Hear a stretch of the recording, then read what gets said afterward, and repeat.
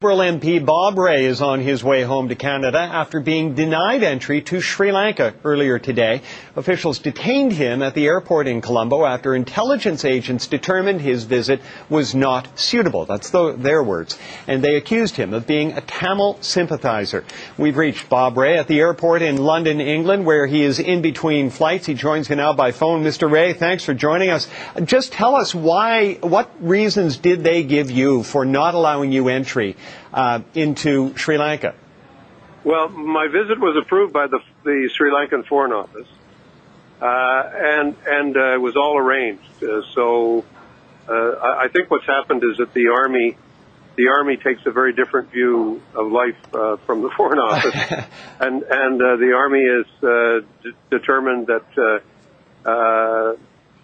they described me in one email that I saw that I was described by them as a quote an LTTE supporter, which is frankly ridiculous if anybody knows what I've said over the years about the LTTE.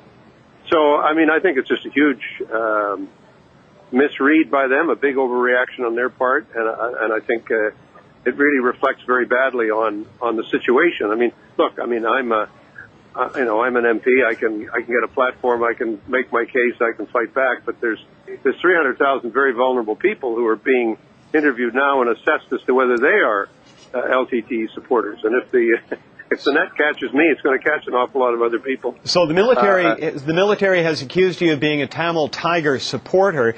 What did you hope to achieve by going to Sri Lanka right now? Well, what I was there to do was, I've been involved in Sri Lanka over the years. I was very much involved in the peace process a decade ago, which lasted for a few years, and I've kept up my friendships and contacts.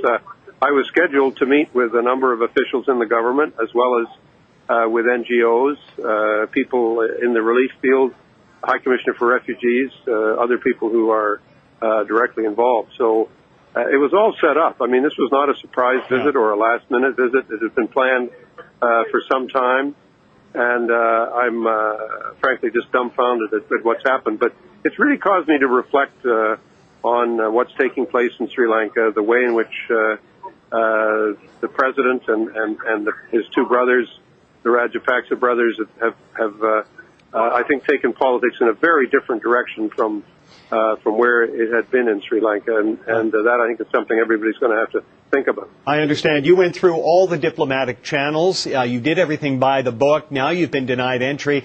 For that to happen to a Canadian politician would be serious in any country. Does this create a diplomatic row, a diplomatic problem now between Canada and Sri Lanka going forward? Well, my visit had the strong support of the Department of Foreign Affairs. I mean, the minister knew about it.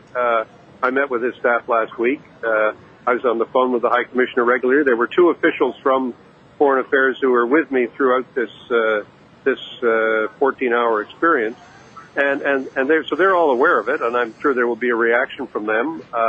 I think we're all just a little dumbfounded and now trying to assess what it means. But it's really not. This isn't about what happens to an MP who can't get into the country. It's what does that say about the openness of that country, the willingness of that country to engage. I mean, we're sending a lot of money to Sri Lanka. We're engaging with them in a variety of ways. I do find it, frankly, astounding that this is how they would treat, officials from other countries who've had a long relationship with their country. And I'm betting you're not done with this yet. Mr. Rae, listen, great talking to you. Thank you. I know you're between flights, so we'll let you go so you can get back to Canada. Take care. Thanks. See you later. All right. Bye. That was Bob Rae. He's the Liberal Foreign Affairs critic. We spoke with him by phone. He's in between flights at Heathrow Airport trying to get back to Canada after the government of Sri Lanka refused to allow him entry into that country, even though he had gone through all the diplomatic channels.